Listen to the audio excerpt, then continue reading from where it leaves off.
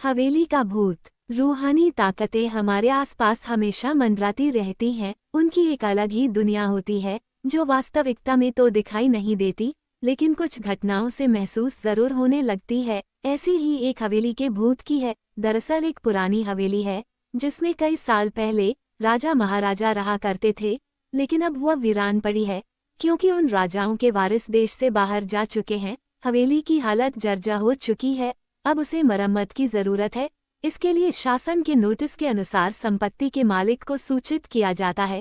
कुछ दिनों में पूर्व राजाओं के वारिस में से एक लड़की हवेली में अपने बच्चे के साथ दाखिल होती है, जो कि उस जमाने के राजा के नाती की लड़की थी। उसका नाम उर्मिला था। उसके पति की कार एक्सीडेंट में मौत हो चुकी थी। अब वह विधवा हो चुकी है, लेकिन उसके पास उसका एक बेटा है जो 8 वर्ष का है और वह भी अपनी मां के साथ हवेली आया है। हवेली बहुत विशाल थी, इसलिए उसकी साफ सफाई के लिए कई मजदूर बुलाया गए, जिन्हें चप्पे चप्पे की सफाई करने का ठेका दिया गया। किसी को नहीं पता कि हवेली के कोने कोने में कितने खूनी रहस्य छुपे हुए हैं। उर्मिला के आने के बाद हवेली की हवा रूहानी होने लगती है। ऐसा लग रहा था मानो कोई वर्षों से इंतजार कर रहा था इस हवेली के वारिस का। एक रात उर्मिला अपने कमरे में अपने बच्चे के साथ सो रही होती है। अचानक उसके खिड़की से एक पक्षी टकराकर मर जाता है। ये घटना अपने आप में असामान्य थी। पक्षी टकराते ही उर्मिला की नींद खुल जाती है और जब वह लाइट जलाकर देखती है तो डर से चीखने लगती है, क्योंकि उस कमरे की खिड़की से एक पक्षी फंसा हुआ था और उसके शरीर से खून की बूंदें फर्श पर गिर रही थी। नज़ारा इतना भयावह था कि वह अपने बच्चे को उठाना नहीं चाहती थी, लेकिन उर्मिला हिम्मत करके उस पक्षी को खिड़की से बाहर फेंक देती है। लेकिन इसके बाद उसे रात भर नींद नहीं आती और वह सुबह तक जागती रहती है। दरअसल वह जानना चाहती है कि ये किसी की शरारत तो नहीं। सुबह होते ही वह अपने यहाँ काम कर रहे मजदूरों से जाकर कहती है कि रात को मेरे कमरे की खिड़की पर कोई पक्षी आकर टकराया था और तुरंत मर गया। क्या तुम लोगों में से किसी ने ये हरकत की है? क्योंकि पक्षी खुद बखुद तो खिड़की से नहीं टकरा सकता। मजदूर कहते हैं, नहीं, हमने तो खिड़की से नीचे किसी पक्षी को मरा हुआ नहीं देखा। हम तो अभी वहां से चले आ रहे हैं। और जब सभी जाकर देखते हैं तो वहां वह पक्षी नहीं होता।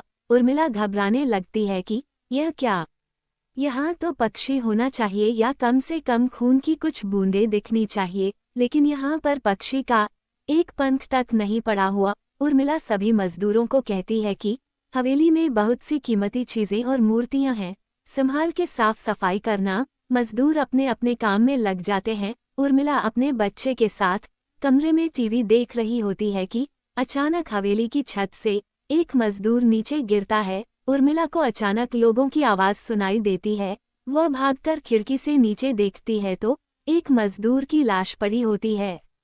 उर्मिला कमरे से नीचे आती है और इसके गिरने का कारण पूछती है। लोगों के जवाब अलग अलग होते हैं। कोई कह रहा होता है कि इसने खुद आत्महत्या की है और कोई कह रहा था कि ये गलती से गिर गया है। सभी के दावे अलग थे, लेकिन उर्मिला को कुछ अनकही बातें सुनाई दे रही थी। उर्मिला के कान में अचानक एक आहट के साथ आवाज आती है, अपने बच्चे को बचा सकती है तो बचा ले। उर्मिला ये वाक्य सुनते ही अपने कमरे की तरफ भागने लगती है, क्योंकि कमरे में उसका बच्चा अकेला टीवी देख रहा होता है। जैसे ही उर्मिला कमरे में पहुंचती है तो उसका बेटा खिड़की से कूदने वाला ही होता है कि उर्मिला उसका पैर पकड़ लेती है और वह खिड़की से लटक जाता है। उर्मिला पूरी ताकत से उसे ऊपर खींचती है, लेकिन बच्चा फिर भी कूदने की जिद कर रहा होता है। उर्मिला किसी कदर अपने बच्चे को काबू में करती है और कमरे के बाहर आ जाती है और वो मजदूरों से पूछती है, बताओ क्या है इस हवेली में, क्योंकि ये बच्चा तो ऐसा नहीं कर सकता और अभी यह सब जो हो रहा है कुछ अलग ही चल रहा है। तभी एक बूढ़ा मजदूर उर्मिला से कहता है, बेटी, ज्यादा जानना हो तो अपने पूर्वजों की कहानी पढ़ो, तभी तुम्हें इस हवेली का इतिहास पता चलेगा। इस हवेली की कहानी की किताब इसी गांव के सरपंच के घर में रखी होती है, जो कि बहुत साल पहले मर चुके थे, लेकिन अब भी उनके बेटों के पास वो किताब मौजूद थी। उर्मिला सरपंच के घर पहुंचती है और किताब ले लेती है। किताब पढ़ते ही उसे पता चलता है कि इस हवेली में एक नौकर नौकरानी भी थे, जिनके बीच में बहुत प्यार था और वो कई सालों से हवेली की सेवा कर रहे थे। लेकिन एक बार रानी के शाही गहने चोरी हो गए और उसके शंका में राजा ने नौकरानी को चोरी की सजा दी और उसे जिंदा दफना दिया गया। उसके गम में उसके पति ने भी अपनी जान दे दी और उसके 1 महीने बाद ही उस राजा ने अपनी ही तलवार अपने गले में घुसेड़कर आत्महत्या कर ली। उसके बाद छोटे मोटे हादसे हवेली में होने लगे, जिस वजह से यह हवेली हमेशा के लिए बंद कर दी गई। कई सालों के बाद वहां कोई आया है, जिससे वहां रहने वाली आत्माओं को मौका मिल गया फिर से बदला लेने का। उर्मिला हवेली का रहस्य जानकर यहां से जाना चाहती है, क्योंकि उसे अपने बच्चे की चिंता है। इसलिए वह रात में ही कार लेकर एयरपोर्ट के लिए निकल जाती है। अचानक रास्ते में उसकी कार का एक्सीडेंट हो जाता है और कार पलटकर उल्टा हो जाती है, लेकिन दोनों को कोई नुकसान नहीं होता।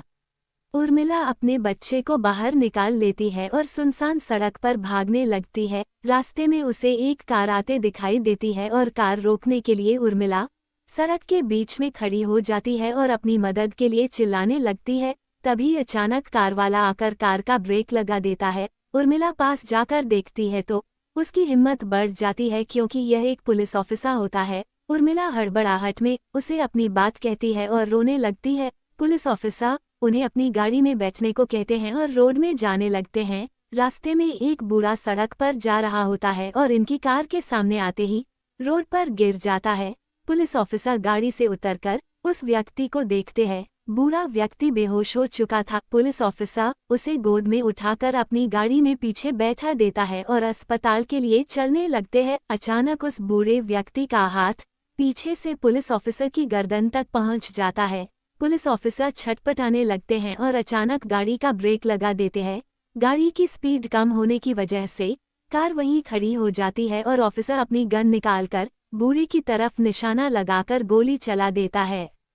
बूढ़े की सर में गोली लगने से भी उसकी जान नहीं जाती है। महिला और पुलिस ऑफिसर दोनों समझ चुके थे कि यह कोई भूत है। भूत को देखते ही उर्मिला अपने बच्चों को लेकर बाहर निकल जाती है और इसी बीच पुलिस ऑफिसर भूत की पकड़ से अपने आप को छुड़ाने में कामयाब हो जाते हैं।